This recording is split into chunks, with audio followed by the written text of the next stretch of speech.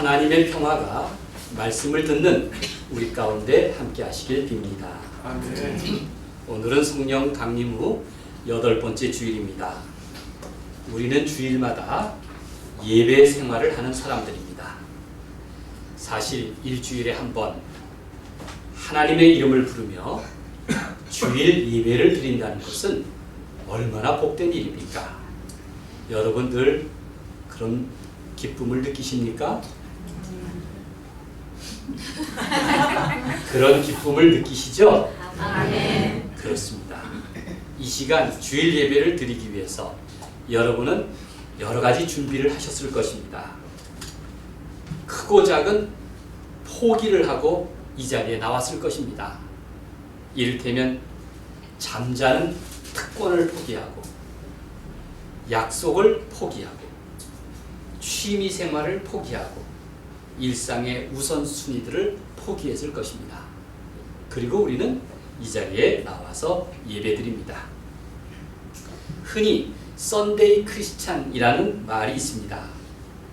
예전에 썬데이 서울이라는 주간지가 있어서 썬데이 하면 좀 부정적인 의미로 듣는 분들이 있습니다.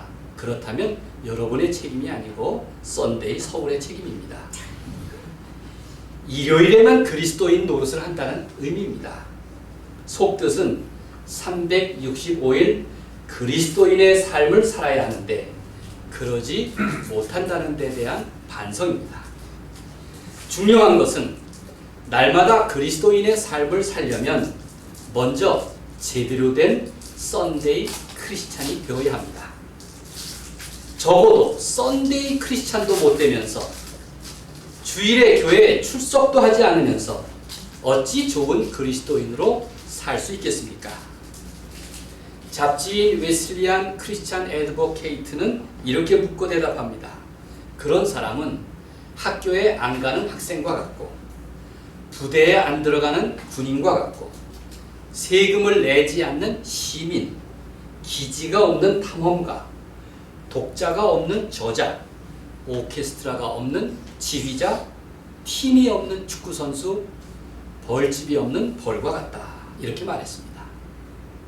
왜 썬데이 크리스찬이 중요합니까? 그는 예배하는 사람이기 때문입니다. 그렇다면 예배는 무엇입니까? 하나님과 친밀하게 교제하는 일입니다. 우리가 잘 아는 탈무드의 격언은 이렇게 말하고 있습니다. 내가 안식일을 지키는 줄 알았는데 돌아보니 안식일이 나를 지켜주었다. 내가 꼬박꼬박 주일 예배에 출석하는 줄 알았더니 그렇게 예배드리는 내 삶을 바로 하나님이 나를 지켜주셨구나 하는 고백입니다. 구약 성경에서 예배서라고 할 수 있는 책을 꼽는다면 레위기입니다.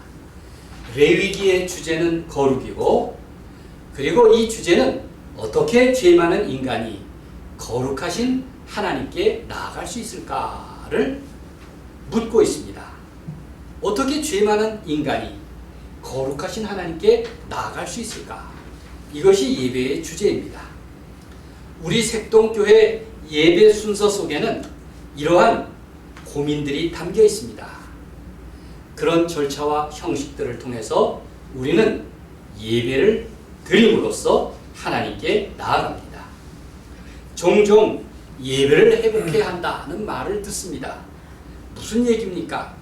새로운 유행을 따르라는 것입니까? 아니면 전통을 고수해야 한다는 말입니까?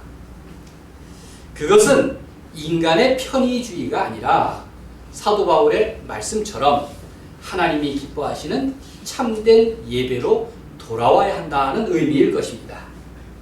바로 희생 제물을 드리는 예배 이전에 상한 마음으로 드리는 예배이고 인간의 자구 노력에 머물지 말고 영과 진리로 예배해야 한다.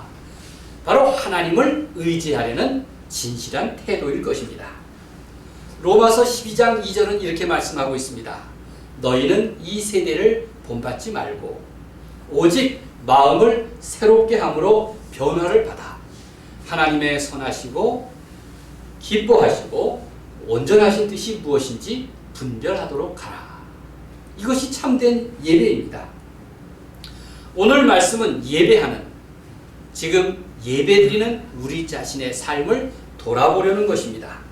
성경은 구체적으로 예배자를 가리켜서 하나님의 얼굴을 구하는 자라고 표현하고 있습니다. 하나님의 얼굴을 구하는 자입니다. 본문은 성전에 들어가려는 예배자를 위한 예배 형식을 담고 있습니다. 먼저 찬양으로 시작합니다. 1절 말씀을 함께 읽겠습니다. 땅과 거기에 충만한 것과, 시작. 땅과 거기에 충만한 것과 세계와 그 가운데 사는 자들은 다 여호와의 것이로다. 하나님을 예배하는 사람은 먼저 하나님의 위대하심을 인정하고 주님의 다스림 가운데 내가 살아가고 있다고 고백합니다. 그러므로 하나님께 나오는 사람의 두 가지 태도가 있다면 하나는 찬양이고 또 하나는 감사입니다. 감사와 찬양이죠. 예배는 주일에 교회에 나와서 드리지만 하나님은 교회 안에서만 예배를 받는 것은 아닙니다. 우리가 코로나19 때 이 논쟁이 교회마다 있었습니다. 예배는 꼭 교회 안에서만 드려야 하는 걸까? 그러한 고민들이 있었습니다. 그런데 성경은 창조의 세계와 인간의 삶 속에서 내 삶의 현장에서 언제나 감사와 찬양을 드림으로써 예배할 수 있다고 말씀하고 있습니다. 예배의 본질은 바로 우리가 하나님의 자비에 참여하도록 이끄는 일입니다. 주님의 마음이 내 삶을 향하고 있음을 깨닫는 것입니다. 그리하여 어디서든 언제든 주님의 얼굴을 찾고 구할 수가 있는 것입니다. 예배는 주의 얼굴을 구하는 자가 하나님을 향하는 일입니다. 천지를 창조하신 하나님, 내 삶을 주관하시는 하나님, 그 하나님이 나를 사랑하시고 내 삶과 죽음까지 내 인생의 터를 세우시고 인도하시는 나의 주님이시라는 그 고백에서부터 시작하는 것입니다. 2절 말씀을 함께 읽겠습니다. 여호와께서 그 터를 바다 위에 세우시며, 시작. 여호와께서 그 터를 바다 위에 세우시며 강들 위에 건설하셨도다. 아니, 하필이면 그 바다를, 그 험한 바다 위에 터를 세우다니, 그 움직이는 강 위에 건설하시다니 역설적이 아닙니까? 그만큼 우리 인생은 생로병사의 문제, 연약한 인생, 허구한 날, 인생의 여러 가지 무의미 속에 살아갑니다. 그런 바다 위에, 강물 위에 내 인생의 터를 세우신 하나님, 그 모든 것을 주장하시는 하나님을 예배하는 것이 바로 우리들의 모습이 되어야 합니다. 우리는 예배를 통해서 하나님의 사랑과 자비하심의 나를 온전히 맡길 수 있습니다. 값없이 주신 은혜를 기억하고 하나님의 샬롬 안에서 평화를 구합니다. 그러므로 예배는 언제나 피조물인 나 자신이 나를 돌아볼 수 있는, 결코 양보할 수 없는 세계관의 문제라고 하는 것을 명심하십시오. 그러므로 그리스도인이라면 이런 복된 예배를 언제나 정성껏 지키고, 그리고 그 시간을 마땅히 사수해야 할 줄로 믿습니다. 그렇습니다. 그런 예배자들을 향하여 시편의 기도자는 묻습니다. 3절 말씀을 함께 읽겠습니다. 여호와의 산에, 시작. 여호와의 산에 오를 자가 누구며 그의 거룩한 곳에 설 자가 누구인가. 여호와의 산에 오르고 그 거룩한 곳에 선다는 것은 하나님을 예배하는 것이고, 그리고 하나님을 찾아뵙는 것을 뜻합니다. 그러면 예배자는 어떤 마음과 태도를 갖추어야 할까요? 무슨 희생물이나 아니면 다소간의 예물을 뜻하는 것은 아닙니다. 하나님의 관심은 예물의 양이 아니라 그의 삶, 그 마음의 중심을 보신다고 했습니다. 색동교회 주일 예배 봉헌 기도에서 집례자는 이런 말로 기도를 시작합니다. 주님, 이 시간 나 자신과 귀한 예물을 드립니다. 익숙하죠? 무슨 뜻입니까? 하나님은 카인의 제물이 아니라 카인의 삶을, 아벨의 제물이 아니라 아벨의 삶을 보시는 하나님인 것을 명심하십시오. 그래서 나 자신과 이 예물을 주님께 드립니다. 이렇게 봉헌 기도를 합니다. 예물만 드리는 것이 예배가 아니라 나를 드리는 것이요. 그리고 예배는 내 뒤에 나와 함께 드리는 것입니다. 중요한 것은 나 자신과 귀한 예물을 드린다고 고백함으로써 이 예배가 나 자신, 내 삶, 나의 중심과 존재의 헌신임을 우리는 강조하는 것입니다. 무엇보다도 예배자는 손이 깨끗하고 마음이 청결하며 뜻을 하나님께 두어야 합니다. 4절 말씀을 함께 읽겠습니다. 손이 깨끗하며, 시작. 손이 깨끗하며 마음이 청결하며 뜻을 허탄한 데 두지 아니하며. 그렇습니다. 흔히 손을 씻는다는 말이 있죠. 여러분은 조폭세계에 담가보지 않아서 잘 모르시겠습니다만 조폭세계에서나 쓸만한 이 말을 사실은 성전에서 먼저 사용합니다.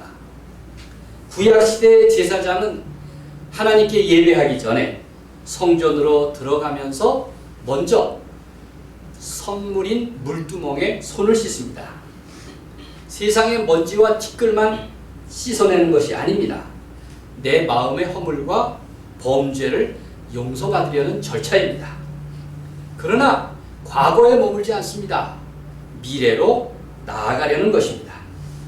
세상에는 두 종류의 사람이 있습니다. 하나는 스스로 의롭다고 생각하는 죄인과 스스로 죄인이라고 여기는 의인이 있습니다.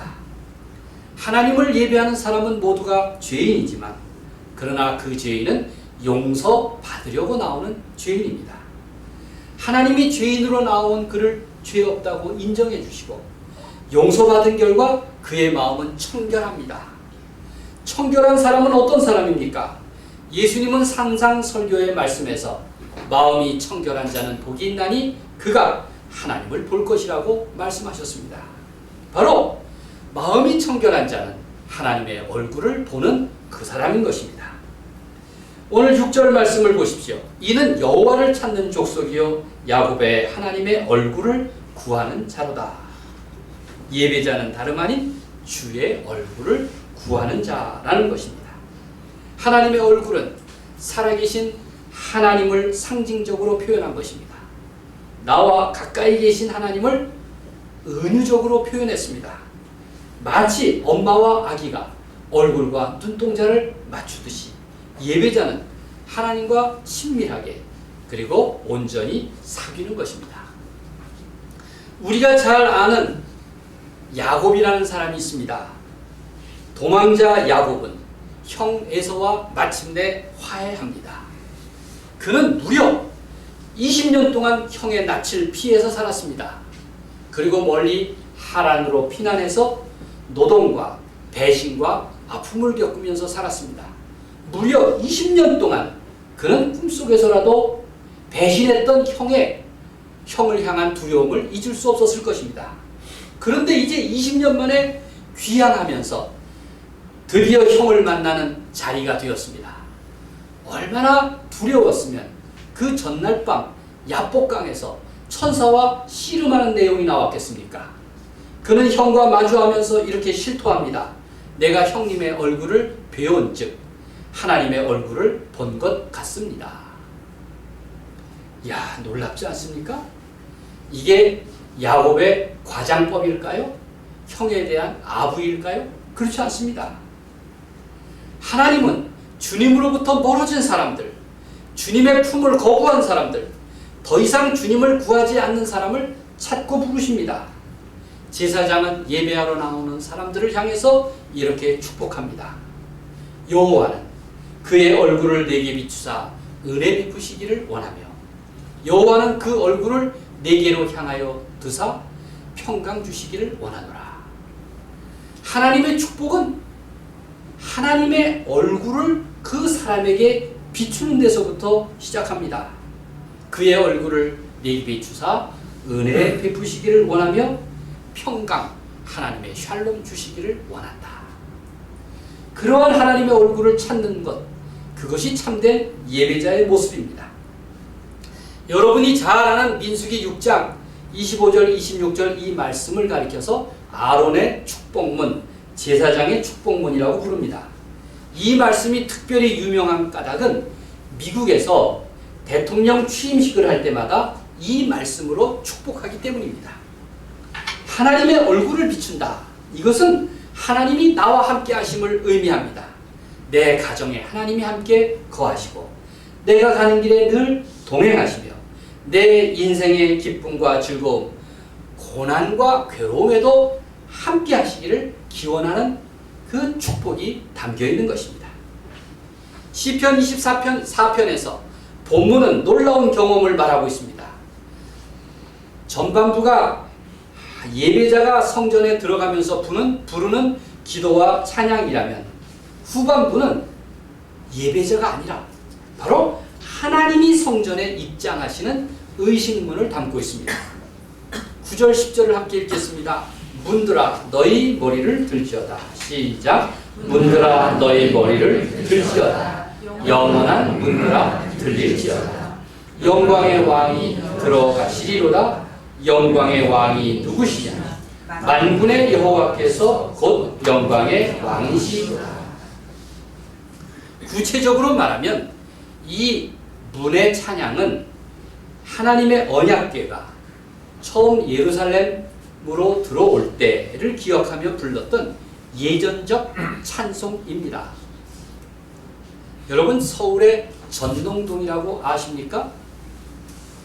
예전에 전농동에서 살아보신 분도 있습니까? 전농동은 서울의 아주 유명한 낙후 지역입니다. 청량리 뒷골목과 같은 곳입니다.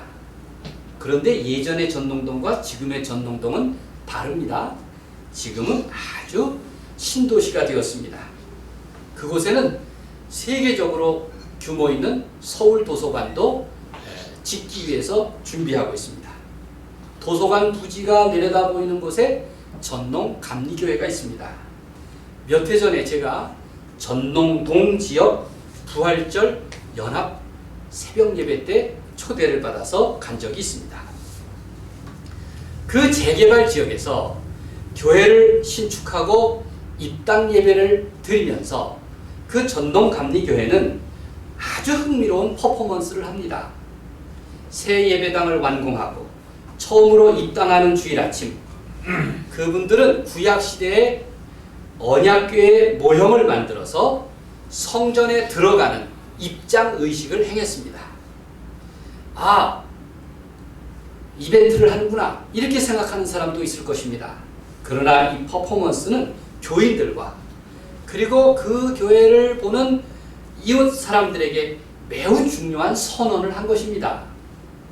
이런 말입니다. 이곳은 수십억 들여서 지은 예배당 건물이 아닙니다. 재개발 아파트 단지 입구에 있는 목이 좋은 교회가 아닙니다. 바로 이곳은 하나님의 성전입니다. 하나님의 이름이 있는 거룩한 성전임을 그들은 널리 알리려는 뜻이었습니다. 언약궤, 곧 법궤는 얼마나 거룩한 것입니까?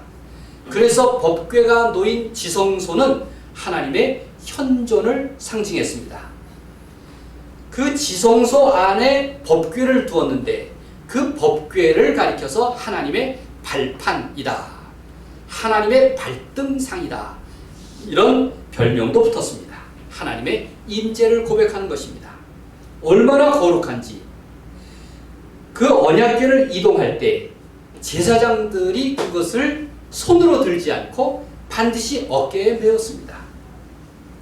그런데 구약 역사를 보면 이런 법궤가 사람들의 편의적인 사고 방식에 자주 휘둘렸습니다. 엘리 제사장 시절 그 못난이 두 아들은 전쟁에서 패배를 거듭하자 전쟁터에 언약궤를 가지고 나갔습니다. 그 언약궤가 무슨 마술이라도 부려서 블레셋과의 전쟁에서 이길 줄 알았는데, 그런데 블레셋 군대에게 언약궤를 뺏기고 말았습니다. 얼마 전에 톨레레게를 읽으신 여러분들은 생생하게 기억하고 있죠? 그들은 하나님의 거룩하심을 요행수로 여기고 수단으로 활용한 까닭이었습니다. 이제 다시 되찾은 언약궤를 한동안 방치해 두었다가 다윗은 임금이 되자 예루살렘 시온성으로 옮기려고 합니다. 그러나 몇 차례 시도가 여의치 않았습니다. 그 언약궤를 옮기는 도중에 인사사고도 벌어졌습니다. 법궤를 수레에 싣고 옮기다가 그 앞에서 끄는 소가 요동치는 바람에 법궤가, 언약궤가 수레에서 떨어지는 것을 막기 위해서 웃사가 손을 댄 것이 그만 화를 불러온 것입니다. 하나님이 정하신 거룩함인데 사람들은 자기 주장대로 편법을 행합니다. 인간의 편리주의가 그 편법을 낳은 것입니다. 매사에 편리하게만 사는 것이 과연 옳은 것인지 우리는 따져봐야 합니다. 내가 이렇게 편안하게만 사는 것이 제대로 사는 것인가? 왜 옛 어른들은 사소하는 고생을 가르치셨을까? 성경에서 말하는 고난과 십자가의 의미도 함께 묵상해 볼 일입니다. 행여 우리는 신앙의 편리주의가 내 신앙을 왜곡하지는 않았는지 따져볼 이유가 있습니다. 나는 하나님의 언약궤를 내 편의적 생각에 따라서 둘러대고 엉뚱한 다른 것으로 대신하지는 않았습니까? 내 어깨에 메어야 할 멍에를 짐승으로 끌고 가려는 어리석음을 범하지는 않았습니까? 인간의 물질 만능주의로 하나님의 거룩하심을 수단화하지는 않았습니까? 성경은 우리에게 묻고 있는 것입니다. 우리가 예배를 회복해야 한다고 말할 때는 선지자 미가의 말에 귀를 기울일 필요가 있습니다. 과연 하나님이 원하시는 참 예배는 무엇일까요? 선지자 미가는 이렇게 질문하고 또 답합니다. 미가서 6장 6절과 7절 말씀입니다. 내가 무엇을 가지고 여호와 앞에 나아가며 높으신 하나님께 경배할까? 그는 그렇게 묻습니다. 그러면서 그는 이렇게 대답합니다. 내가 번제물로 1년 된 송아지를 가지고 나아가면 하나님이 기뻐하실까? 여호와께서 천천의 숫양, 곧 숫양 1000마리나 만만의 강물 같은 기름, 그 어마어마한 물질을 가져다가 바친다면 기뻐하실까? 아니면 내 허물을 위해서 내 맏아들을 희생제물로 드린다면 기뻐하실까? 내 영혼의 죄로 말미암아 나 자신을 드린다고 해서 기뻐하실까? 내 몸의 열매를 드릴까? 이렇게 묻고 있습니다. 얼마나 진지한 고민입니까? 그런데 그는 대답합니다. 그건 아니다. 미가 선지자의 대답을 들어보십시오. 하나님이 기뻐하시는 참 예배의 모습입니다. 미가서 6장 8절은 아마 여러분이 두루 외우셨을 겁니다. 사람아, 사람아, 주께서 선한 것이 무엇임을 내게 보이셨나니 여호와께서 내게 구하시는 것은 오직 공의를 행하며 인자를 사랑하며 겸손히 내 하나님과 함께 행하는 것이 아니냐, 이렇게 대답하고 있습니다. 하나님이 기뻐하시는 참 예배는, 하나님이 내게 구하시는 그 선의 열매는 공의 그리고 사랑, 하나님과 함께 행하는 것이라는 겁니다. 겸손히 내 하나님과 함께 행하는 것이 아니냐, 이렇게 묻고 있습니다. 예언자 미가는 감히 재물 따위로 하나님의 환심을 살려고 하지 말아라. 그 재물은 하나님을 만족시킬 수 없다고 단호하게 말하고 있습니다. 하나님께서 사람에게 요구하시는 것은 무엇보다 공의를 행하는 것이고 인자를 사랑하는 것이며 겸손히 하나님과 함께 행하는 것이다, 이렇게 말하고 있습니다.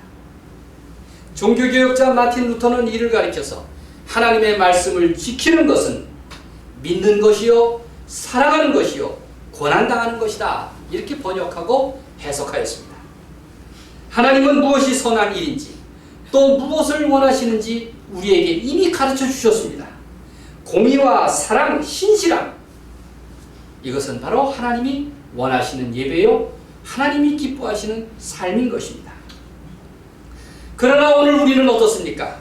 사람들은 공의보다는 힘과 권력을 섬겼고, 인간의 존엄성, 인간에 대한 사랑보다는 재물을 귀히 여겨서 그 존엄성을 업소히 여겼고, 겸손히 하나님과 동행하기보다는 세상의 이익과 즐거움과 짝하고 살아가지 않았습니까? 사람들은 하늘의 뜻보다 사람의 이익을 더 추구하였고, 하나님의 말씀보다 사람의 주장을 더욱 추종하고 있습니다. 하나님께서 기뻐하시는 것은 하나님의 나라와 하나님의 뜻을 실천하는 일인 것입니다. 예배는 다시 하나님의 마음과 뜻을 회복하는 일입니다. 주일 아침에 예배드리는 우리 그리스도인은 세상에 나가서 오늘 주보에 있는 대로 하나님은 여러분을 사랑하십니다. 세상에 나가서 하나님의 뜻을 실천하겠습니다. 이렇게 예배 파송해서 우리가 다짐하는 것입니다. 우리는 하나님 나라와 그 의를 위하여 열심히 전도하고 봉사하겠습니다. 우리가 예배 속에서 늘 다짐하고 있지 않습니까? 시편 27편 8절은 이렇게 말씀하고 있습니다. 너희는 내 얼굴을 찾으라 하실 때에 내가 마음으로 주께 말하되 여호와여 내가 주의 얼굴을 찾으리이다 하였나이다. 그렇게 하나님의 얼굴을 구하고 하나님의 이름을 부르며 주의 뜻을 찾는 우리야말로 참된 예배자가 될 수 있는 것입니다. 내가 드리는 예배는 하나님의 영광에 참여하는 일입니다. 비록 나는 세속적인 삶을 살아도 예배 드린다는 것은 하나님의 거룩하심에 참여하는 일입니다. 그래서 그 거룩하심이 불안하고 죄 많은 내 삶에 깃들어서 나는 거룩한 삶을 살게 되는 것입니다. 그 빛이 내게 순간순간 선광처럼 작용함으로써 나는 주님의 영광을 드러내는 삶을 살아갈 수가 있습니다. 아멘. 그런 예배자의 삶을 살아가는 우리 모두가 되시기를 간절히 소망합니다. 아멘. 바라기는 주일 아침 주의 얼굴을 구하는 자로서 내가 언제나 하나님께 예배드리는 생활을 통해서 복된 삶, 변화된 삶, 주님의 평화를 누리는 삶을 살아갈 수 있기를 우리 주님의 이름으로 간절히 축원드립니다. 아멘.